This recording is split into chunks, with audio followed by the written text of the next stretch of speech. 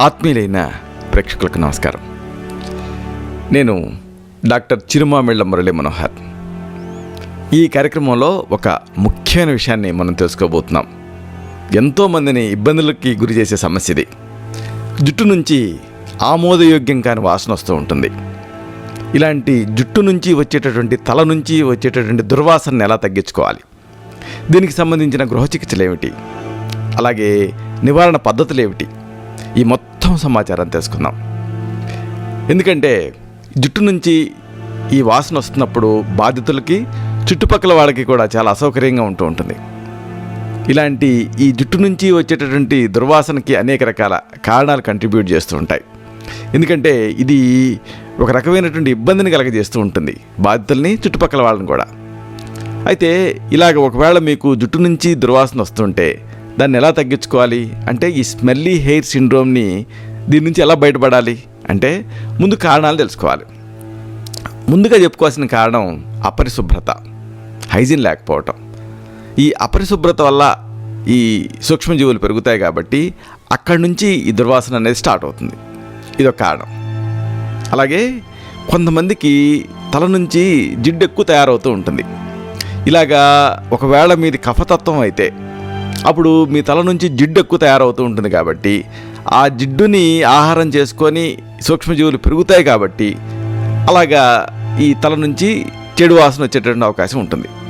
ముఖ్యంగా మామూలుగా ఏదైనా వర్షం పడుతున్నప్పుడు కానీ, మంచు కురుస్తున్నప్పుడు కానీ ఆ జిడ్డు ఆరదు కాబట్టి ఈ దుర్వాసన ఎక్కువ అవుతుంది. చాలామందికి ఇది అనుభవమే. ఇంకా మరొక ముఖ్యమైన కారణం సెబేషియస్ గ్రంథులు ఉంటాయి, నూనె గ్రంథులు. ఇవి ఒకవేళ అతి చురుకుతనాన్ని సంతరించుకున్నాయి అనుకోండి, ఓవర్ యాక్టివ్ అయినాయి అనుకోండి, అప్పుడు కూడా ఈ సెబేషియస్ సిస్ట్ ఓవర్ యాక్టివ్ వల్ల సెబం ఎక్కువ తయారవుతుంది, అంటే జిడ్డు. ఆ జిడ్డు ఎక్కువ తయారవటం వల్ల వాసన వస్తుంది. ఇదొక కారణం. కాబట్టి ఈ సెబేషియస్ సిస్ట్ని ఓవర్ యాక్టివేట్ చేసేటటువంటి ప్రతి కారణం కూడా ఈ తల నుంచి ఒక రకమైన ఆమోదయోగ్యం కాని వాసనకి కారణం అవుతుంది. ఎందుకంటే దీన్ని ఆధారం చేసుకుని సూక్ష్మజీవులు పెరుగుతాయి. పెరిగినప్పుడు అప్పుడు ఇక అక్కడి నుంచి ఈ వాసన అనేది మొదలవుతుంది. ఇంకా మరొక ముఖ్యమైన కారణం ఫంగస్, బూజు. ఒక రకమైన బూజు, ఈస్టు ఇలాంటివి తలలో పెరిగిన సందర్భాలలో కూడా ఈ జుట్టు నుంచి ఆమోదయోగ్యం కానంత, భరించలేనంత వాసన వస్తూ ఉంటుంది. కాబట్టి ఇవన్నీ కారణాలు. సరే, మరి మీకు ఈ సమస్య ఉంది, మీరు ఇబ్బంది పడుతున్నారు, ఎలా తగ్గించుకోవాలి? దీనికి బోల్డ్ అని గృహ చికిత్సలు ఉన్నాయి. వరుసగా ఈ గృహ చికిత్సల్ని, ఈ ఇంటి వైద్యాన్ని తెలుసుకుందాం. ముఖ్యంగా చెప్పుకోవాల్సింది ఇలాగా ఈ మీకు తల నుంచి దుర్వాసన వస్తున్నప్పుడు ప్రధానంగా చెప్పుకోవాల్సింది నిమ్మరసం గురించి. నిమ్మ ఒక సహజమైనటువంటి యాంటీ బ్యాక్టీరియల్, యాంటీ ఫంగల్ కింద పనిచేస్తుంది. చాలా గొప్ప ప్రకృతి ప్రసాదించినటువంటి ఔషధి ఈ నిమ్మ. దీన్ని ఎలా వాడుకోవాలి అంటే, మామూలుగా దీంట్లో ఉండేటటువంటి ఆ యాంటీ ఫంగల్ ప్రాపర్టీస్ కానీ, అయితే యాంటీ బ్యాక్టీరియల్ ప్రాపర్టీస్ కానీ, ఇవి ఈ బ్యాక్టీరియా పెరుగుదలను అడ్డుకుంటాయి, అలాగే ఈ ఫంగస్ పెరుగుదలను అడ్డుకుంటాయి. కాబట్టి దీన్ని నేరుగా ఈ స్కాల్ప్కి ప్రయోగించాలి, అంటే తలకి ప్రయోగించాలి. పైగా దీంట్లో మరో గొప్పతనం ఉంది. దీంట్లో సిట్రిక్ యాసిడ్ ఉంటుంది కదా, ఇది తలలో ఉండేటటువంటి పీహెచ్ని బ్యాలెన్స్ చేస్తుంది. అంటే ఆమ్లక్షార నిష్పత్తి అని ఒకటి ఉంటుంది. ఈ నిష్పత్తి అటు ఇటు అయినప్పుడు అనేక సమస్యలు వస్తూ ఉంటాయి. కాబట్టి దీన్ని కూడా ఈ నిమ్మరసం బ్యాలెన్స్ చేస్తుంది, సమతుల్యత కాపాడుతుంది. పైగా దీనికి మరొక గొప్ప ఉపయోగం ఉంది. ఇది ఒక రకమైనటువంటి ప్లెజెంట్ ఫ్రాగ్రెన్స్ వస్తూ ఉంటుంది దీని నుంచి. కాబట్టి ఈ ప్లెజెంట్ ఫ్రాగ్రెన్స్ కూడా మంచి సహాయకారిగా ఉంటుంది. అంటే ఒక ఫ్రెష్నెస్, ఒక ఫ్రెష్ ఫీలింగ్ వస్తుంది. అందుకే మనం చూడండి, ఇళ్లలో కూడా ఒక గ్లాసులో నీళ్లు పోసి ఒక నిమ్మకాయని దాంట్లో వేసి ఉంచుతాం. అప్పుడు ఇంట్లో ఉండేటటువంటి దుర్వాసన అంతా దీంతో తగ్గిపోతుంది. కాబట్టి ఇంత గొప్ప శక్తి నిమ్మకుంది. కాబట్టి మీరు కూడా ఈ నిమ్మరసాన్ని వాడుకొని తల నుంచి వచ్చేటటువంటి దుర్వాసన తగ్గించుకోవచ్చు. ఎలా తగ్గించుకోవాలి? చాలా తేలిక. ముందేం చేస్తారంటే, నిమ్మని కోసి రసం తీయండి. ఇప్పుడు ఈ రసాన్ని ఒక అరకప్పు నీళ్ళకి కలపండి. రెండు బాగా కలిసిపోయేలాగా కలియదిప్పండి. అలాగే మీకు ఏదన్నా ఒక అనువైనటువంటి ఒక హెయిర్ ఆయిల్, దీన్ని కూడా కలపండి. ఇప్పుడు ఈ జుట్టుకి సంబంధించిన తల నూనె కూడా కలిపి ఈ మొత్తం మిశ్రమాన్ని తలకి రాసుకొని బాగా మర్దనా చేసుకోండి. మర్దనా చేసుకొని ఆ తర్వాత తలస్నానం చేసేయండి. దీంతో ఈ తల నుంచి వచ్చేటటువంటి దుర్వాసన తగ్గుతుంది. ఇక మరొక మంచి చికిత్స తెలుసుకుందాం. ఇదే యాపిల్ సిడర్ వెనిగర్. యాపిల్స్ నుంచి తయారయ్యేటటువంటి ఒక పుల్లని పదార్థం ఇది. సూపర్ బజార్లో దొరుకుతుంది. Apple cider vinegar. దీనికి గొప్ప ఔషధ శక్తులు ఉన్నాయి. దీన్ని ఈ తలకి ప్రయోగిస్తే అప్పుడు ఆ తలలో ఉండేటటువంటి సహజమైన న్యాచురల్ pH ఏదైతే ఉంటుందో దాన్ని కాపాడుతుంది. ఇది అంటే అమ్లక్షార నిష్పత్తిని కాపాడుతుంది. కాపాడటమే కాదు, ఇది ఫంగస్ ఇలాంటి వాటిని పెరగనివ్వదు, బ్యాక్టీరియాని కూడా పెరగనివ్వదు. అంటే సూక్ష్మజీవుల్ని ఇది అంతమొందిస్తుంది. సరే, మరి ఈ యాపిల్ సిడర్ వెనిగర్ని ఎలా వాడుకోవాలి తెలుసుకుందాం. ముందేం చేస్తారంటే ఒక టేబుల్ స్పూన్ వెనిగర్ని తీసుకొని ఒక కప్పు నీళ్ళకి కలపండి. ఒక టేబుల్ స్పూన్ వెనిగర్ని ఒక కప్పు నీళ్ళకి కలపాలి. ఇప్పుడు దీన్ని ఒక బాటిల్లో పోసుకోండి. ఆ బాటిల్ మీకు స్ప్రే బాటిల్ ఉంటుంది చూసారా, అలాంటి దాంట్లో పోసుకోండి. ఇప్పుడు ఏం చేస్తారంటే తలని ఇలాగ పాయల కింద విడదీస్తూ దీన్ని ఈ సెలూన్స్లో ఎట్లా అయితే పిచికారీ చేస్తారో అలాగా పిచికారీ చేసుకోండి. లేదు, చేతిలో తీసుకొని ఆ వెంట్రుకల కుదుళ్ళకి కూడా అప్లై చేయొచ్చు. ఇలా చేస్తూ ఉంటే, ఇలా చేసి ఆ తర్వాత తలస్నానం చేస్తే ఈ జుట్టు నుంచి వచ్చే దుర్వాసన తగ్గుతుంది. ఇక మరొక సహజమైన మంచి గృహ చికిత్స కలబంద గుజ్జు. కలబంద గుజ్జు కూడా ఈ రకమైనటువంటి స్మెల్లీ హెయిర్లో అమోఘమైన ఫలితాన్ని చూపిస్తుంది. అంటే కేశాల నుంచి జుట్టు నుంచి వచ్చే దుర్వాసన తగ్గిస్తుంది. కలబందాన్ని ఎందుకు వాడుతున్నాం అంటే దీంట్లో యాంటీసెప్టిక్ గుణాలు ఉంటాయి. అలాగే ఏదైనా గాయాలైతే వాటిని మాన్పుతుంది, ఇది మానిపోయేలా చేస్తుంది. కాబట్టి ఈ రకమైనటువంటి కలబంద గుజ్జు సహజమైనటువంటి ఈ దుర్వాసన తగ్గించే పదార్థం కింద మీకు ఉపయోగపడుతుంది.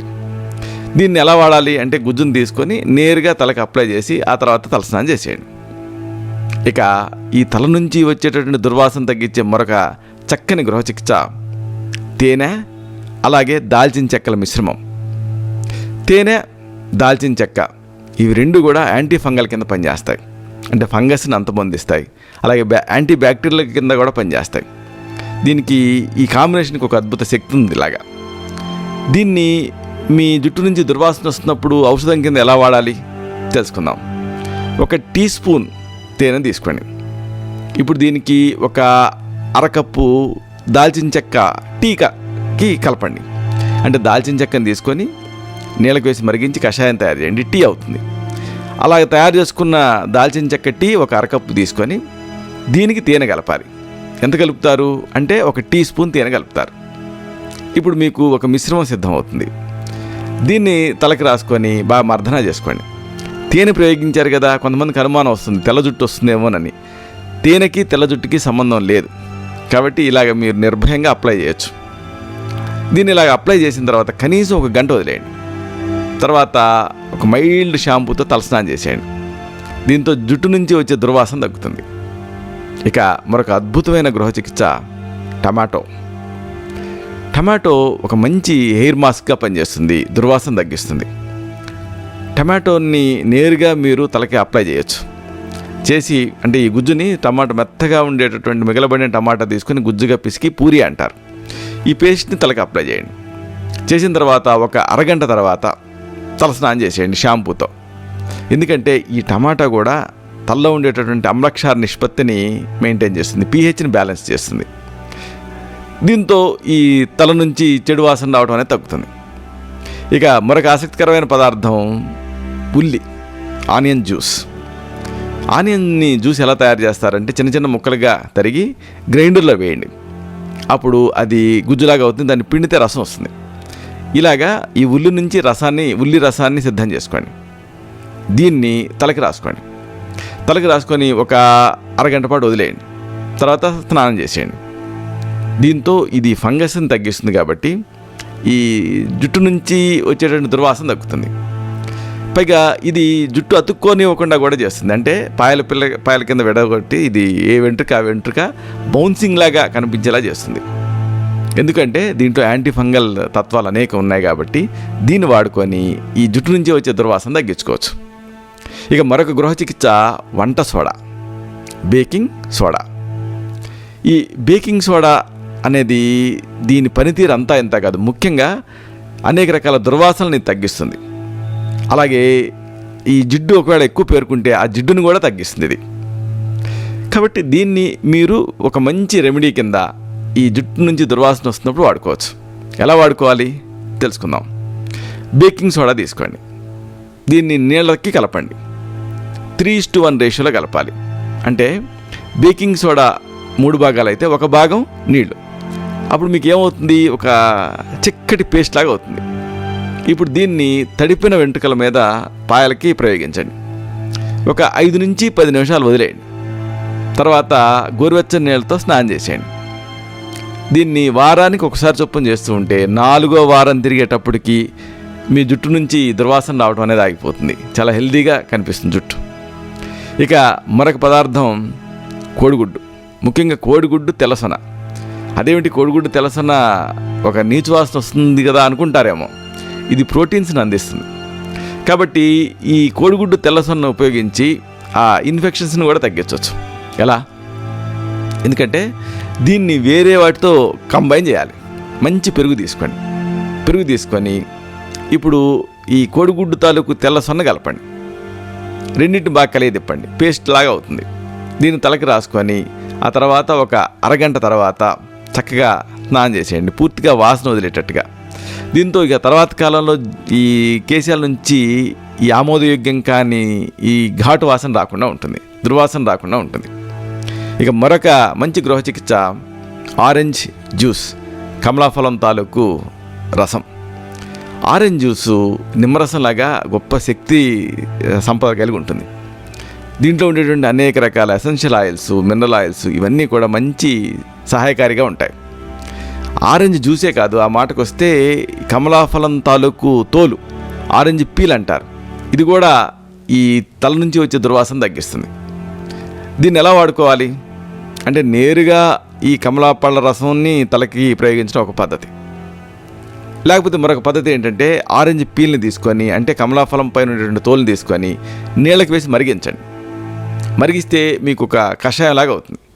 దీన్ని స్వాంగ శీతలం అంటే చల్లారనివ్వండి కొద్దిగా. ఇప్పుడు దీంతో తలస్నానం చేయండి. అంటే తల మీద పోసుకొని బాగా రుద్దుకోండి.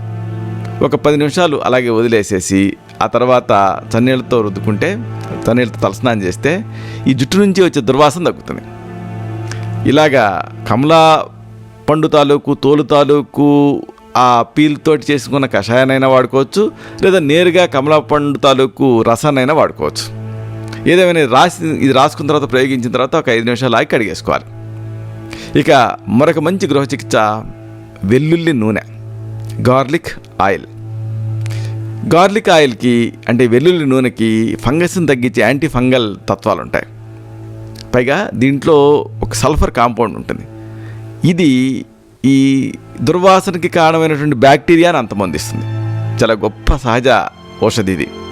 అందుకే ఆయుర్వేదంలో లసున ప్రభంజనానాం శ్రేష్టం అంటారు. అంటే మందులకే మందిది.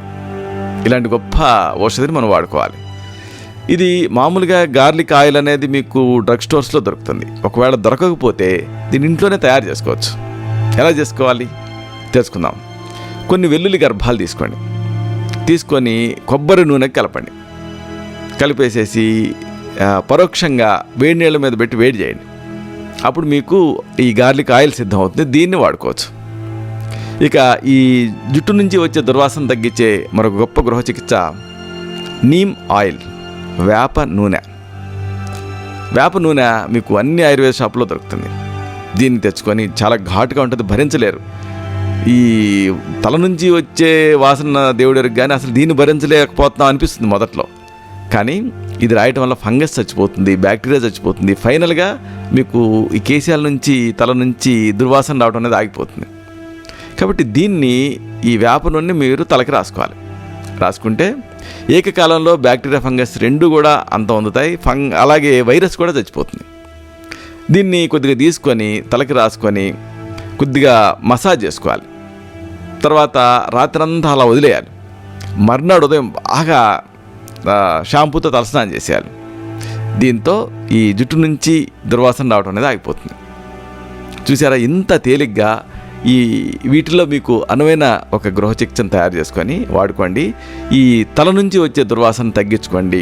ఆత్మవిశ్వాసంతో ఉండండి. అయితే ఇప్పుడు మనం చెప్పుకున్నవన్నీ కూడా గృహ చికిత్సలు. ఒకసారి ఈ సమస్య గృహ చికిత్సల స్థాయిని మించి ఉంటుంది. అంటే ఒక ఫంగల్ ఇన్ఫెక్షన్ కానీ, సోరియాసిస్ కానీ, లేకపోతే డయాబెటీస్ కానీ, లేకపోతే ఇతర ఏదన్నా సిస్టమిక్ డిసీజెస్ కానీ ఇవి ఉన్నప్పుడు కూడా ఈ రకంగా జుట్టు నుంచి వాసన వస్తూ ఉంటుంది. అప్పుడు ఆ సమస్య ఈ గృహచికిత్సల స్థాయిని మించి ఉంటుందని అర్థం. అలాంటి సందర్భాల్లో మీ నాడిని చూడాలి, మీ తత్వాన్ని పరీక్ష చేయాలి. మీకు మాత్రమే ప్రత్యేకమైనటువంటి ఔషధాన్ని తగిన అనుపాన సహపానాలతో ఇంటర్నల్గా అలాగే ఎక్స్టర్నల్గా కూడా ప్రిస్క్రైబ్ చేయాల్సి ఉంటుంది. అప్పుడు ఈ సమస్య నుంచి మీరు పూర్తిగా బయటపడగలుగుతారు. చూసారా? ఇలాంటి మరొక ఆసక్తికరమైన విషయాన్ని తిరిగి ఇదే కార్యక్రమాల పరంపరలో మనం కలుసుకున్నప్పుడు సవివరంగా, సహేతుకంగా, సమగ్రంగా తెలుసుకుందాం. ఇలాగా నాకు వీలైనప్పుడల్లా వీలు చేసుకొని మరి ఈ వీడియోలను అప్లోడ్ చేస్తూ ఉంటాను. ఎందుకంటే ఏ డాక్టర్ అయినా కన్సల్టేషన్లో 10 నిమిషాలు, మ్యాక్సిమం 15 నిమిషాలకి మించి కేటాయించలేడు. కానీ ఒక వ్యాధిని గురించి మీరు తెలుసుకోవాలంటే, లేకపోతే ఆ వ్యాధి మీద మీకు పరిపూర్ణంగా అవగాహన ఉండాలంటే, దానికి సంబంధించిన సమగ్ర వివరాలు తెలియాలి. దానికి నేను ఎంచుకున్న విధానం ఈ వీడియోలు. ఈ వీడియోలోని సమాచారం మీకు నచ్చుతుందని మీకు అనిపిస్తే ఈ ఛానల్ని సబ్స్క్రైబ్ చేసుకోండి. ఎందుకంటే కొత్త వీడియో అప్లోడ్ అయినప్పుడల్లా మీకు ఆ సమాచారం ఈమెయిల్ ద్వారా అందుతుంది. అప్పుడు మీరు మళ్ళీ దాన్ని చూడవచ్చు. అలాగే ఈ వీడియో మీరు ఎలా చూస్తారంటే, మామూలుగా యూట్యూబ్లో ల్యాండ్ అయినప్పుడల్లా కొత్త వీడియోలు మీకు కనిపిస్తూ ఉంటాయి, అప్పుడు కూడా చూడవచ్చు. అలాగే ఈ వీడియో తాలూకు లింక్ ఉంటుందే, దీన్ని మీ స్నేహితులతో, మీ బంధుమిత్రులతో, ఇలా మీ అందరితో, మీకు తెలిసిన సర్కిల్స్తో షేర్ చేసుకోండి. అప్పుడు ఈ సమాచారం వాళ్ళకి కూడా ఉపయోగపడుతుంది. శతం జీవ శరదో వర్ధమానః, శతం హేమంతాన్ శతం వసంతాన్. 100 శరత్తులు, 100 హేమంతాలు, 100 వసంతాలు వర్ధిల్లుతూ జీవించండి. శుభం.